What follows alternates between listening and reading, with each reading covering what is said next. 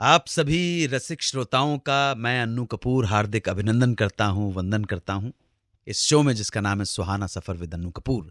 और साथ साथ स्टूडियो में मौजूद जो लोग हैं उनका भी मैं स्वागत करता हूं। Thank you very much.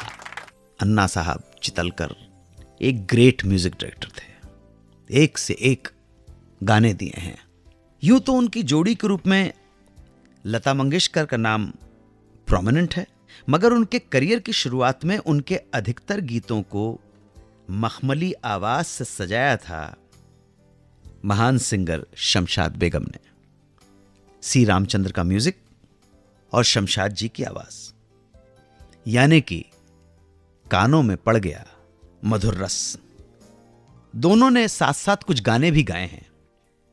याद दिलाना चाहूंगा, मेरे पिया गए रंगून किया है वहां से टेलीफोन तुम्हारी याद सताती है, या फिर आना मेरी जान संडे के संडे, आना मेरी जान संडे के संडे। 1947 में फिल्म शहनाई, ये इस तरह के बहुत सारे गानों का कॉम्बिनेशन है।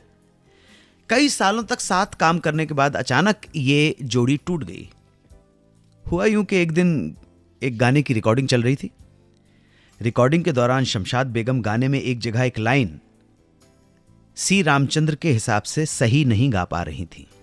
एक दो बार जब ऐसा हुआ तो रामचंद्र ने सारे म्यूजिशियन के सामने डांटते हुए कहा, तुम्हें एक बार समझने पे समझ में नहीं आता क्या? सबके सामने इंसल्ट कर दिए। ये पब्लिक इंसल्ट से शमशाद जी का मूड उखड़ गया और वो स्टूडियो से रिकॉर्डिंग अधूरी छोड़कर चली गई। हालांकि ऐसा पहले भी एक आध बार हो चुका था जब गुस्से में सी रामचंद्र ने उन्हें इस तरह डांटा था, मगर बाद में उन्हें फिर से बुला लिया करते थे वो। शमशाद बेगम को लगा शायद फिर से गुस्सा ठंडा होने पर उन्हें रिकॉर्डिंग के लिए बुलवाया जाएगा, मगर इस बार ऐसा नहीं हुआ। शमशाद जी को सी रामचंद्र का बुलावा नहीं आया, लेकिन समझ में आ गया कि इस रिश्ते का अंत हो चुका है जब उनकी जगह लता मंगेशकर ने ले ली। उस वक्त तो यह बात वहीं खत्म हो गई, मगर कुछ समय बाद सी रामचंद्र को अपनी गलती का एहसास हुआ कि वो गुस्से में कुछ ज्यादा ही बोल गए थे और सबके सामने उन्होंने शमशाद बेगम जी को इंसल्ट कर दिया था। फोन किया उन्होंने, शमशाद बेगम से माफी मांगी।